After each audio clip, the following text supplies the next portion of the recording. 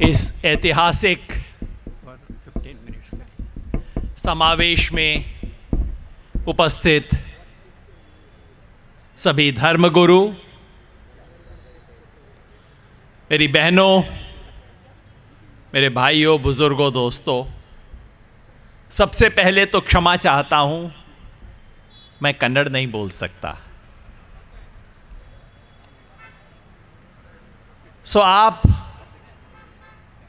मैं तो आपको अपनी हिंदी हिंदुस्तानी में कुछ कह सकता हूं। अगर मेरी बात आपको कान से सुनाई ना दे तो दिल से सुन लीजिएगा, दिल की आवाज जरूर सुन जाएगी।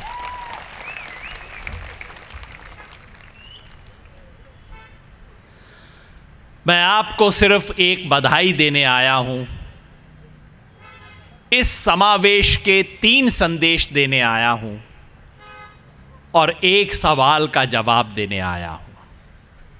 बधाई इस बात की कि आपने इस समावेश के लिए उडुपी को चुना, क्योंकि इस देश में नफरत की ये जो लेटेस्ट वेव आई है, ये जो लहर आई है, इसके लिए उडुपी का बहाना बनाया गया था। सारे देश में टीवी पे इसका नाम चलाया गया था। मैं आपके इलाके में बहुत बार आता हूं।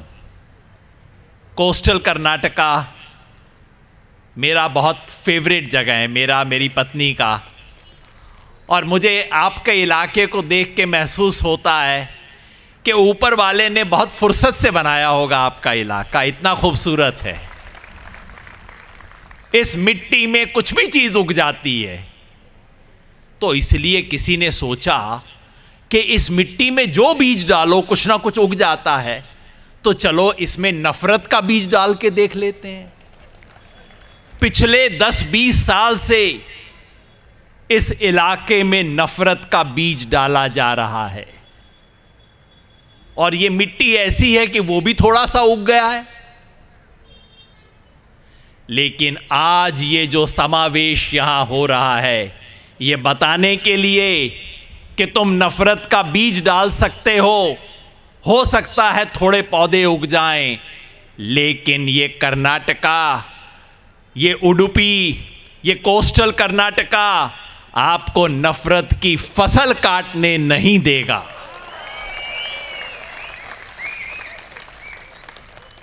वो कहते हैं मंदिर वहीं बनाएंगे, हम कहते हैं हम सौहार्द यहीं बनाएंगे। जिस उडुपी के नाम से तुम देश में दंगा फसाद करते हो, हम सौहार्द की शुरुआत भी उसी उडुपी से करके दिखाएंगे।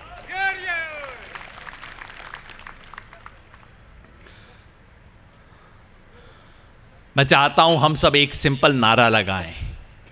मैं जानता हूं ये कोई पॉलिटिकल सभा नहीं है, धर्मगुरु बैठे हैं, मैं पॉलिटिकल नारा नहीं लगाना चाहता, लेकिन सिर्फ एक बात,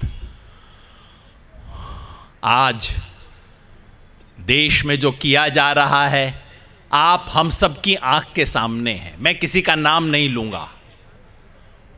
वो क्या कर रहे हैं, इस देश को तोड़ने की कोशिश की जा रही है आज। तो बस मैं चाहता हूं हम एक नारा लगाएं, वो तोड़ेंगे और हम क्या करेंगे।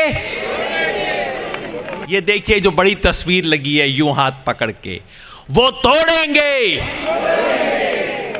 जोड़ने वालों की आवाज दिल्ली तक पहुंचनी चाहिए। वो तोड़ेंगे, हम तोड़ेंगे, वो तोड़ेंगे, हम तोड़ेंगे, हम जोड़ेंगे, हम जोड़ेंगे। मैं इस समावेश की 3 आह्वान आपके सामने रखना चाहता हूं। वो मेरे दिल की बात है, लेकिन सिर्फ मेरे दिल की बात नहीं है, वो आप सबके दिल की बात है।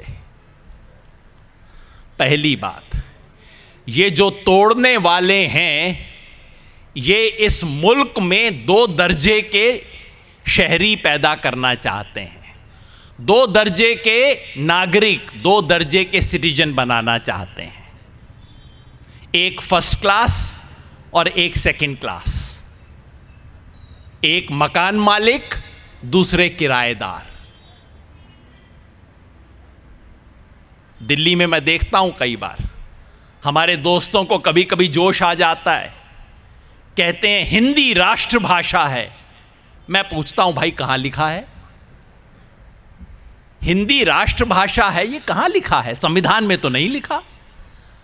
ये हिंदी तो 250 साल पुरानी जुबान है, कन्नड़ा तो 2500 साल पुरानी है।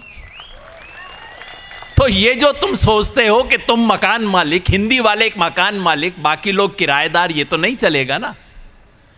इसी तरह से इस देश में कोशिश हो रही है कि एक खास मजहब वाले मकान मालिक और बाकी सब किराएदार।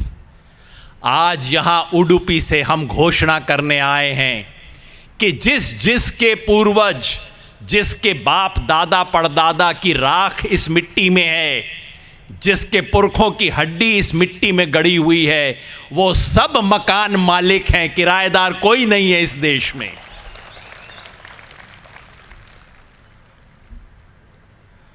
दूसरी घोषणा, ये कहते हैं कि ये सेकुलरिज्म क्या बला है, कहां से आ गई? हमें बताया जाता है कि नहीं नहीं, ये तो कॉन्स्टिट्यूशन में थी नहीं, ये तो 1976 में इंदिरा गांधी ने डाल दिया था, नहीं तो सेकुलरिज्म था नहीं। ये झूठ है। ये सेकुलरिज्म अंग्रेजी का लफ्ज है, भूल जाइए। हमारे इधर कहते हैं सर्वधर्म समभाव। हमारे तीनों धर्मगुरु बोले सब धर्मों को एक समान मानना इस देश के संविधान में पहले दिन से लिखा हुआ है। 1975 में नहीं आया, 1950 के इस देश के संविधान में यह बात लिखी हुई थी। Right to equality, right to religion, right to culture, पहले दिन से लिखा हुआ है।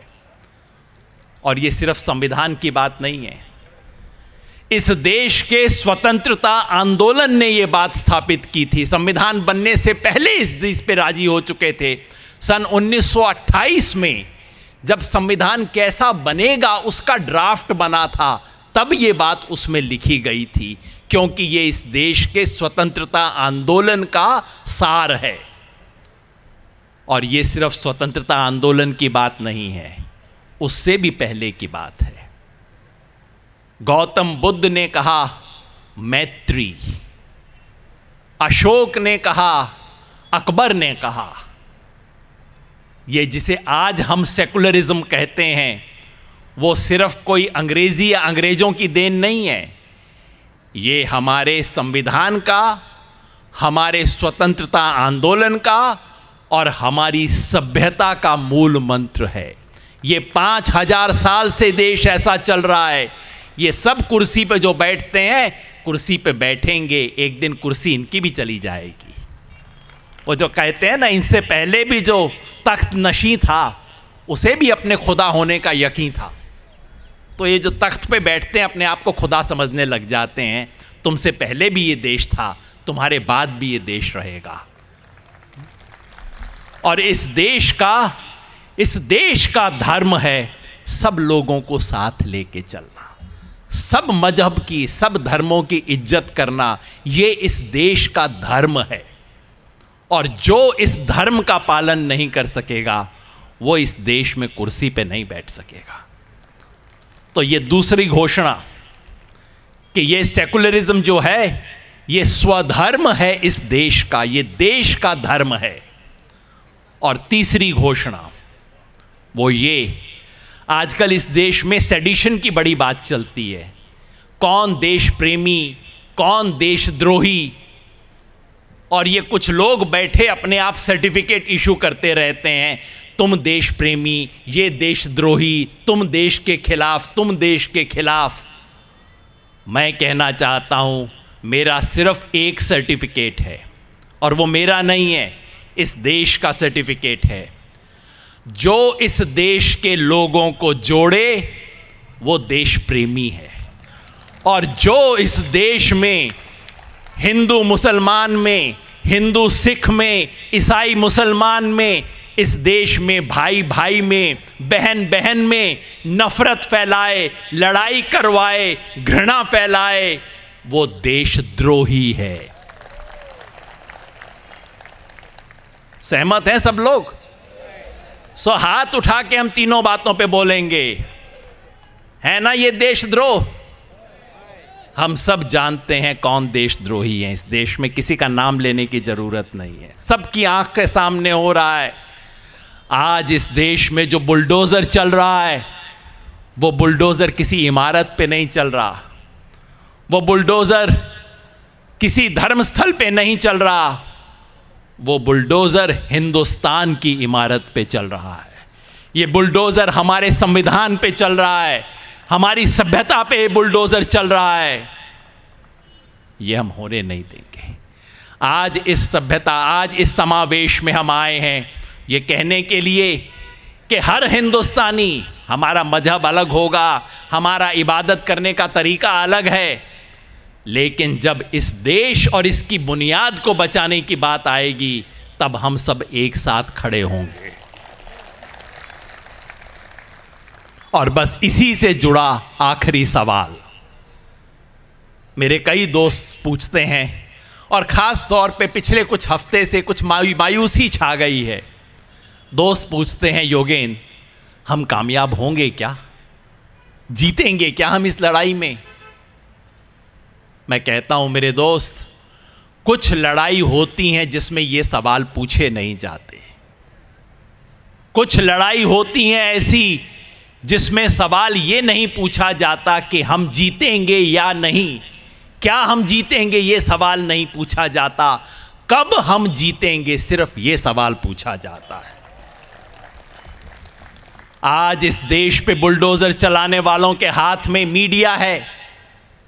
इतनी शानदार आपने उडुपी में रैली की, अगर ईमानदार मीडिया होता, अगर सच्चा देश होता, तो आज शाम इस देश के टेलीविजन चैनल की हेडलाइन ये उडुपी की सभा होनी चाहिए थी, लेकिन नहीं होगी। कल के अखबार में आपको छोटी सी जगह मिल जाएगी बस। मैं किसी पत्रकार को दोष नहीं देता भाई, ये कर्मचारी हैं, अपना काम ईमानदारी से कर रहे हैं, लेकिन आज इस देश में जो बुलडोजर चला रहे हैं उनके हाथ में मीडिया की गर्दन है। मीडिया उनके पास है, पैसा उनके पास है, कुर्सी उनके पास है, लाठी उनके पास है,